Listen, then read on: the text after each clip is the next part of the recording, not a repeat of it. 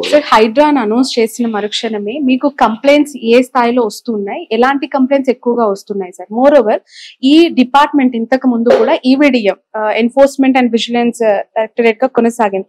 అందులో వచ్చిన ఫిర్యాదులు కూడా మీరు కన్సిడరేషన్ చేసి వాటిపైన చర్యలు తీసుకోవడం జరుగుతుందా?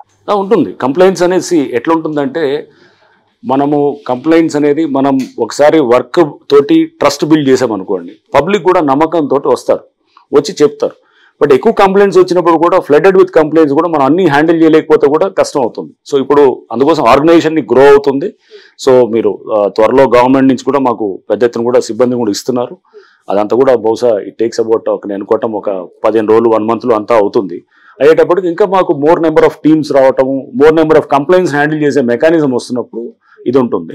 బట్ కంప్లైంట్స్ ఆటోమేటిక్గా ఐ టేక్ ఇట్ యాజ్ ఒక మీకు అంటే ఫర్ ఇన్స్టెన్స్ వరంగల్ వెళ్ళాను నేను. వరంగల్ పోలీస్ కమిషనర్కి వెళ్ళినప్పుడు ఫస్ట్ వెళ్తే ఎవరు లేడు, అసలు ఒకళ్ళిద్దరు కూడా రావట్లేదు.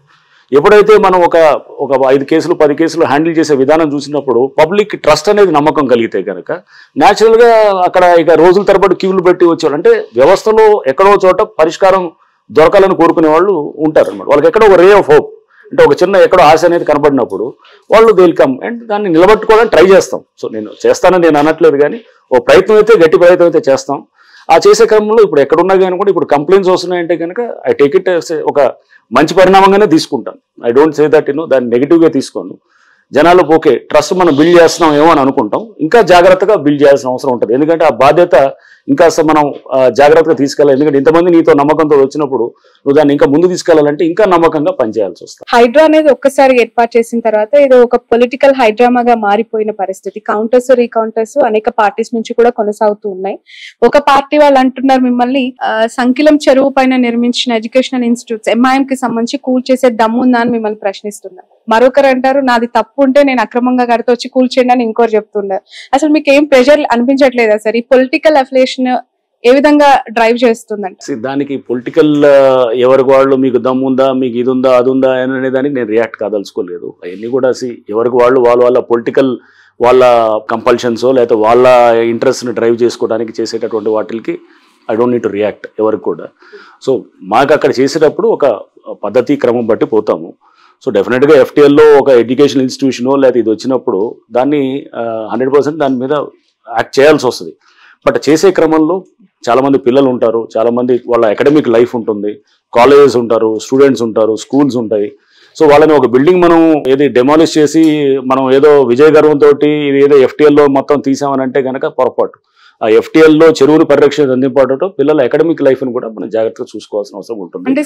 అలానే వదిలేసేది కాదు, మనం ఒక టైం ఫ్రేమ్ ఇవ్వాలి, ఇచ్చేసి వాళ్ళకు ఒక 6 months అకాడమిక్ ఇయర్ అయిపోగానే డెఫినెట్ గా అప్పుడు they will be liable for ఇది వెకేట్ చేసేటట్టు కూడా ఉండాలి. సో హైడ్రా కూడా హ్యూమానిటేరియన్ గ్రౌండ్స్ ఉన్నాయి, ఆ కోవలకు వర్తిస్తుంది చూస్తుంది అంటారు. హైడ్రా అనేది ఫైనల్ గా మనుషులతోటే నిండి ఉంటుందండి. హైడ్రా అనేది ఒక మాన్స్టర్ ఏం కాదు, సో మనుషులతోటే ఉంటుంది. చూసిన తర్వాత పేదవాళ్ళని ఎందుకు టార్గెట్ చేయమంటున్నాము? చిన్న చిన్న ఎప్పటి నుంచి వచ్చిన వాళ్ళు ఎందుకు టార్గెట్ చేయమంటున్నాము? ఎందుకు ఓన్లీ రిసార్ట్స్ నో లేకపోతే కమర్షియల్ గా ఉండేవాళ్ళు లేకపోతే ఎవరో దాన్ని ఒక అంటే ఎఫ్లూయెంట్ సెక్షన్స్ ఎందుకు టార్గెట్ చేయాలనుకుంటున్నాం అంటే దీంట్లో డిఫరెన్షియేట్ చేయాలి. అందరినీ ఒకే తీసుకురావటం అనేది ఇట్స్ నాట్ కరెక్ట్ కాదు. గవర్నమెంట్ కూడా ఆ విధంగానే ఇంటెంట్ తోటే ఉంది. అండ్ నేను కూడా ఆ విధంగా పనిచేస్తానని నన్ను ఇక్కడికి తీసుకొచ్చినట్టు. అంటే ఎప్పుడు ఒక పాలసీ అనేది ఉన్నప్పుడు దానికి 2 వైపులా కూడా మనం జాగ్రత్తగా ఆలోచన చేయాలి. అండ్ ఇది సామాన్యులకి లేకపోతే పేదవాళ్ళకి ఇబ్బందికరమైన పాలసీని తీసుకొచ్చి మనం చేయటం అనేది కాదు. ఈ సిస్టమ్ని మ్యానిపులేట్ చేస్తున్న వాళ్ళ మీద మనం డెఫినెట్గా మనం హార్ష్గా యాక్ట్ చేయాలి. సార్ ఈ ఎంటైర్ ప్రాసెస్ లో ఈ హైడ్రాకి సంబంధించి ఒక పొలిటికల్ కౌంటర్ సార్, దీనికి మీరే చాలా గట్టిగా సమాధానం చెప్తారా లేదంటే కౌంటర్ ఇస్తారా అని నేను ఈ క్వశ్చన్ అడుగుతున్నాను. ఎవరో కాల్చాలనుకున్న గన్ను రంగనాథ్ గారి భుజం పైన పెట్టి కాలుస్తున్నారు అని చెప్పి మాట్లాడే వాళ్ళకి మీరు ఇచ్చే సమాధానం? వచ్చే టైమే చెప్తుంది ఇవన్నీ కూడా. అది నా భుజం మీద నుంచి పెట్టి కాలుస్తున్నారా లేదా లేకపోతే అసలు పబ్లిక్ గుడ్ కోసం చేస్తున్నారా మీకే అర్థమవుతుంది. So time only will tell, మీరే చూస్తారు కదా. సార్ నాలాల పునర్వ్యవస్థీకరణ అవ్వచ్చు, చెరువుల పరిరక్షణ అవ్వచ్చు, బఫర్ జోన్ కి సంబంధించి తిరిగి మన ప్రకృతిని మనం కాపాడుకోవాలి అనే నినాదం బాగుంది. కానీ ఆల్రెడీ ఒక చరిత్రలో కనుమరుగైపోయిన చెరువులకి తిరిగి పునర్వైభవం వస్తుందా హైడ్రా ద్వారా అంటే? ఎందుకంటే అసలు అక్కడ చెరువు ఉందా నాలా ఉందా తెలుసుకోలేని అనేక స్ట్రక్చర్స్ ప్రస్తుతం హైదరాబాద్ లో కనిపిస్తూ ఉన్నాయి. అది ఖచ్చితంగా సాధ్యం అంటారా? అంటే మీరు ఎక్స్ట్రీమ్స్కి వెళ్ళొద్దు. అనేది ఆల్రెడీ 100% ఆక్యుపై అయిన చెరువుని కాదు, అట్లీస్ట్ ఇప్పుడు 60% 50% ఉన్న చెరువుని కాపాడుకోవచ్చు. అండ్ కొంతవరకు ఉన్నదాన్ని రివైవ్ చేయడానికి ట్రై చేస్తాము.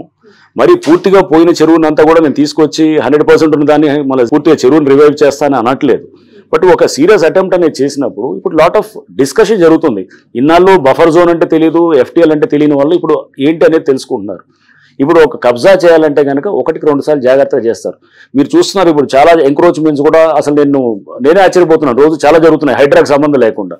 మరి ఇన్నాళ్ళు ఎందుకు జరగలేదు, ఇప్పుడు ఎందుకు జరుగుతున్నాయి? సో అంటే ఒక కల్చర్ చేంజ్ కూడా వస్తుంది. That is what we precisely want. అంటే మనుషుల ఆలోచన విధానంలో కూడా ఆఫీసర్స్ కూడా జాగ్రత్త, లుక్ మీరు చేయకపోతే కనుక రేపు వచ్చి వీ విల్ డిమాలిష్, ఫస్ట్ వాళ్ళకే ఇస్తాం. అండ్ రేపు మేము డిమాలిష్ చేస్తే కనుక దాంట్లో ఆఫీసర్స్ ని ఎవరైతే బాధలు ఉన్నారో వాళ్ళని డెఫినెట్ గా దిల్ బి బుక్డ్ అనమాట. హైదరాబాద్ కామన్ పీపుల్ కి హైదరాబాద్ ద్వారా కమిషనర్ ఆఫ్ రంగనాథ్ గారు ఎలాంటి సలహా ఇస్తారు? ఒక సలహా ఇవ్వమంటే, అంటే దీనికి సంబంధించి ఒక పానిక్ వాళ్ళలో కనిపిస్తోంది, మా ఇల్లు కూల్చేస్తారేమో, మా ఇల్లు నేలమట్టం అయిపోతుందేమో, ఒక భయంతో ఉన్న వాళ్ళకి మీరు ఇచ్చే ఒక అమూల్యమైన సలహా. సామాన్యులు ఎవరు పేదవాళ్ళు ఇప్పుడు ఇల్లు కట్టుకొని వాళ్ళు ఉన్న వాళ్ళని ఎవరిని జోలికి వెళ్ళము. మిడిల్ క్లాస్ వాళ్ళు ఎవరు కూడా వాళ్ళు ఇల్లులు కట్టుకొని వాళ్ళు ఉన్న వాళ్ళని ఎవరి జోలికి వెళ్ళము.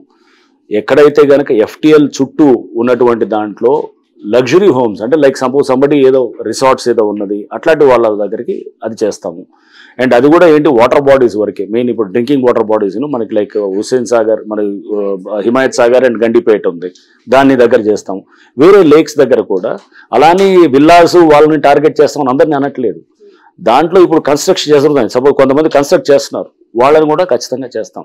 నేను విల్లా కొనుక్కుంటున్నాను, చెరువు దగ్గర కొన్నాను, ఆల్రెడీ కొన్నాను, నేను విల్లాలో ఉన్నాను, అరే జస్ట్ బికాజ్ నేను విల్లా ఇది కొంచెం ఇది మంచి నేను కాస్త హైయర్ లెవెల్లో ఉన్నాను కాబట్టి నాది కూలగొడతారంటే అలా కూడా ఉండదు. సో దాంట్లో మనం వెళ్ళేటప్పుడు మీకు ఈ ఫార్ములేట్ చేసినప్పుడు ఏది మేము వెళ్తామంటే ఫస్ట్ ఇదండి. అంటే బేసికల్గా ఒక కమర్షియల్స్ లేకపోతే వాళ్ళ అంటే అతని ఉండడానికి కాకుండా అతను ప్లెజర్ కోసం వాడేదాన్ని ముందు టార్గెట్ చేస్తాను, లేదా అతని కంఫర్ట్ కోసం కమర్షియల్ ఇప్పుడు ఒక ఏది కన్వెన్షన్ హాల్, లేదా అతను ఒక కమర్షియల్ కాంప్లెక్స్, లేదా ఒక రిసార్ట్, లేదా ఒక సమ్ గేమింగ్ విలేజో, ఇట్లాంటి వాటిలన్నింటినీ కూడా డెఫినెట్ గా it comes with in the purview of అంటే ఫస్ట్ ఫోకస్ చేసి నెక్స్ట్ స్టెప్ బై స్టెప్ తీసుకెళ్తూ అండ్ నాలాస్ లో కూడా నాలాస్ పక్కన బఫర్లు ఉంటాయి, బఫర్లు దాని మీద కన్నా ముందు నాలాని బ్లాక్ చేసేది, నాలాని రివైవ్ చేయాలన్నమాట, మూసేసిన నాలాన్ని తెరిపించాలి. అది తెరిపించాలన్నప్పుడు దాంట్లో అన్నింటినీ మనం చేస్తే కనుక మొత్తం మనం ఒకేసారి అన్ని ఫ్రంట్స్ ఓపెన్ చేయకూడదు. సో మెల్లిగా స్టెప్ బై స్టెప్ వెళ్ళి దాన్ని గ్రాడ్యువల్గా ఆ ప్రాబ్లమ్ని లీస్ట్ పబ్లిక్ రెసిస్టెన్స్ తోటి మాక్సిమం పబ్లిక్ గుడ్ చేయగలిగితే కనుక then that is what we wanted. Right sir, Janwada farm houses కి సంబంధించి చాలా పెద్ద ఎత్తున చర్చ జరుగుతోంది. What is your stand on that? ఏం గుర్తించారు, అక్కడ ఏం జరిగింది అనుకుంటున్నారు? జన్వాడ ఫార్మ్ హౌస్ అనే దాని గురించి చూస్తే కనుక అది మోర్ ఆఫ్ 111 జీవోలో ఉన్నటువంటి ఇదిగా మేము చూస్తున్నాము. సో 111 జీవో అనేది మా స్కోప్ లో లేదు. నెంబర్ 1 మీరు ఎంటర్ అవ్వరా అక్కడికి? 111 జీవోలో మేము ఎంటర్ అవ్వము, మేము రాము. 111 జీవోలో అంటే చాలా ఉన్నాయి, హండ్రెడ్స్ ఆఫ్ వేల స్ట్రక్చర్స్ ఉన్నాయి. ఇది ఒకటే ప్రత్యేకంగా ఎందుకు వెళ్తాం? నాలా ఉంది అనుకోండి, ఫర్ ఎగ్జాంపుల్ నాలా అని చెప్పి FTL బఫర్ హౌస్ ఖచ్చితంగా చేసేవాళ్ళు, అది లేదు, అది 111 జీవోలో ఉంది. బట్ రేపు అక్కడ 111 జీవోలో చాలా స్ట్రక్చర్స్ రిమూవ్ చేస్తున్నప్పుడు దాంట్లో జన్వాడ ఫార్మ్ హౌస్ ఉంది, హైడ్రాన్ హెల్ప్ అడిగితే ఖచ్చితంగా చేస్తాం. సపోజ్ అక్కడ 100 స్ట్రక్చర్స్ తీస్తున్నాం, మొత్తం ఏరియాలు అంతా కూడా తీస్తున్నప్పుడు దాంట్లో దిస్ ఈజ్ ఆల్సో వన్ అంటే నేను హెల్ప్ చేస్తాం, డెఫినెట్ చేస్తాం.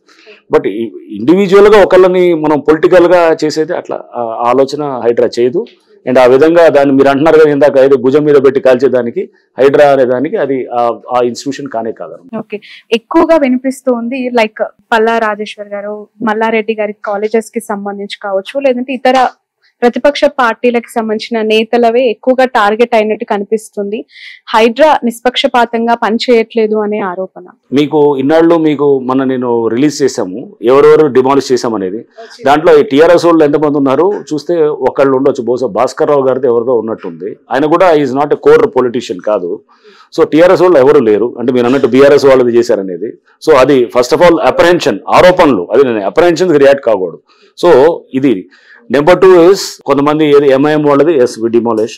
అండ్ దాంట్లో బీజేపీ వాళ్ళు కూడా ఉన్నారు, కాంగ్రెస్ వాళ్ళు కూడా ఉన్నారు, కాంగ్రెస్ వాళ్ళే కూడా చేసినప్పుడు న్యాచురల్గా అన్ని పార్టీలు ఉన్నప్పుడు ఇక మరి ఈ ఆరోపణ ఎందుకు వస్తుంది? ఇది అన్ని పొలిటికల్గా ఎక్కడో అలిగేషన్ చేసేదానికి రేపు అందుకో ఎన్ని వర్క్ తోటి మనకు చూపించేటటువంటి ఉంటాయి. వెళ్ళే కొద్దీ మీరు నెక్స్ట్ 1 month 2 months 3 months మీరు చూసినప్పుడు దాంట్లో అప్పుడు ఎక్కువ టీఆర్ఎస్ వాళ్ళే డిమాలిష్ అయినాయా లేదా ఎవరు డిమాలిష్ అయినాయి, అసలు పార్టీల సమాజంలో డిమాలిష్ అవుతున్నారా, ఇవన్నీ కూడా నాకు అర్థం అవుతాయి. ఫైనల్ గా ఒక క్వశ్చన్ సార్, హైడ్రాక్ అసలు చట్టబద్ధత అనేది లేదు, కేబినెట్ లో అప్రూవల్ లేదు, దీనికి ఒక చట్టం అనేది కాదు, ఇది జస్ట్ ఒక జివో తీసుకొని వచ్చేస్తున్నారు, అక్కడ నోటీస్ వచ్చేసింది కట్టేశారని చెప్పి కూల్ చేస్తున్నారు. అథెంటికేషన్ ఏంటి అసలు? కోర్టు కూడా ఒకవేళ మిమ్మల్ని ప్రశ్నిస్తే మీ సమాధానం ఎలా ఉండొచ్చు?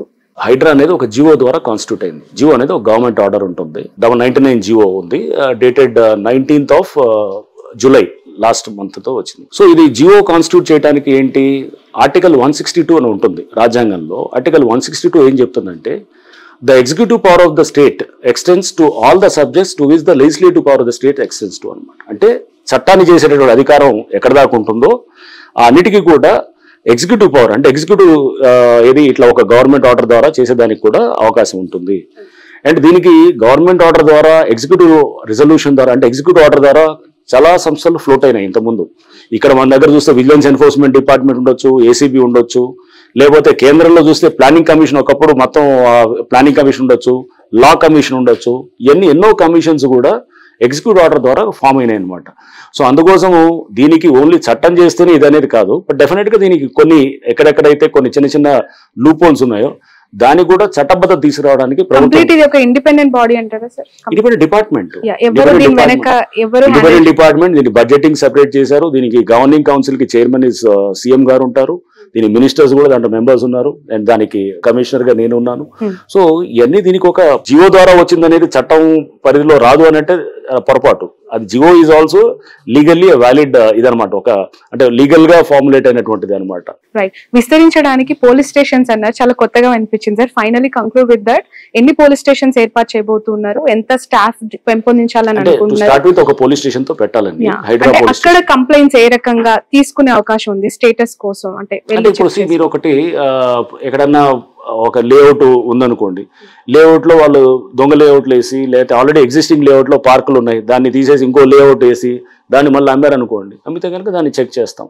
అట్లానే దొంగ పర్మిషన్లు తీసుకొచ్చి ఎక్కడో ఒక చోట వాళ్ళు చెరువుల్లో పర్మిషన్స్ కాకుండా ఎక్కడో నెంబర్లు వేసి చేశారనుకోండి, అది కూడా ప్రాసిక్యూట్ చేస్తాం. ఇట్లా రకరకాలుగా ఉంటాయి అనమాట. అంటే మన కేసెస్ దీంట్లో అంటే గవర్నమెంట్ అసెట్స్ ని ప్రొటెక్ట్ చేసే క్రమంలో క్రిమినల్ గా ఎవరన్నా కనుక చేస్తే గనక వాళ్ళ మీద ప్రాసిక్యూట్ చేయడానికి పోలీస్ స్టేషన్ పనికొస్తుంది. రైట్.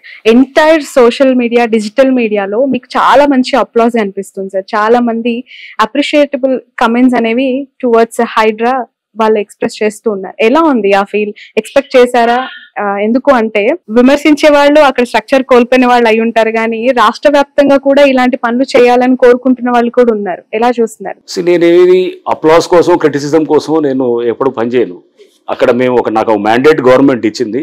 నేను మొదటి రోజు కూడా ప్రెస్ మీట్ పెట్టినప్పుడు కూడా చెప్పాను, ఒక మ్యాండేట్ ఉన్నప్పుడు రకరకాల మంది రకరకాల మాటలు చెప్తారు, కానీ నీ ఆబ్జెక్టివ్ ఇచ్చింది గవర్నమెంట్, నాకు స్పష్టంగా ఒక జీవో రూపంలో ఇచ్చింది. ఆ మ్యాండేట్ కోసం పనిచేసేటప్పుడు దాన్ని మెచ్చుకునే వాళ్ళు ఉంటారు, క్రిటిసైజ్ చేసే వాళ్ళు ఉంటారు. అవన్నింటినీ అతీతంగా పనిచేస్తుంటాం. సోషల్ మీడియాలో అప్లాజ్ వస్తే గుడ్, క్రిటిసిజం వస్తే కూడా ఓకే గుడ్, దాని నుంచి కరెక్ట్ చేసుకుంటాం, కరెక్ట్ చేసుకుని మళ్ళీ పోతుంటాం. ఈ ఎంటైర్ ప్రాసెస్ లో రేవంత్ రెడ్డి గారి కమెంట్స్ ఏంటి సార్? సీఎం గారు he has given all the freedom and దీనికి కావాల్సినటువంటి మొత్తం స్టాఫ్ ని, బడ్జెట్ ని టాప్ ప్రయారిటీ కింద తీసుకున్నారు సీఎం గారు. తీసుకొని దీనికి చాలా ఇంపార్టెన్స్ ఇస్తున్నారు. ఎందుకంటే కబ్జాలంటే రేపు భయపడాలి. అసెంబ్లీలో కూడా చెప్పారు, కబ్జాలంటే కనుక ఇక్కడ భయపడాలి, ఆ వాతావరణం తీసుకురావాలి. అంతేగాని జంగిల్ రాజ్యం నడవకూడదు. జంగిల్ రాజ్యం నడిచామనుకోండి, మనం ఒక నాగరిక సమాజంలో ఉన్నదానికి ఇష్టానుసారంగా ఎవడంటే వాడు వచ్చేసి కబ్జాలు చేస్తున్న క్రమంలో చేస్తే కనుక దెన్ ఐ డోంట్ థింక్ అది కరెక్ట్ కాదు. ప్రభుత్వం ఆ ఇంటెంట్ తో ఉంది కాబట్టి they have created this organisation. Sir, ఇంకా వరంగల్, లైక్ ఖమ్మం ఇలాంటి కొన్ని సిటీస్ లో ఏర్పాటు చేయాలి, ఇమీడియట్ గా యాక్టివ్ అవ్వాలి అని కోరుకునే వాళ్ళకి మీరేం చెప్తారు? అది గవర్నమెంట్ తీసుకునే డెసిషన్ బట్టి ఉంటుంది. సో ప్రస్తుతం యాజ్ ఇట్ ఈస్ మాకే ఇదే చాలా హెవీ అయిపోతుంది. సో అది గవర్నమెంట్ నిర్ణయాలు బట్టి మేము ముందుకు పోతాం. Right. Thank you so much, sir. Thank you. Idi Ranganath garto special interview. That's all for now. Hospitality industry is a people-liked industry. It gives me the license to be creative and to be a constant learner. I'm lucky to have Sun as my driving force towards my goal. Sun International, Hyderabad, Visakhapatnam.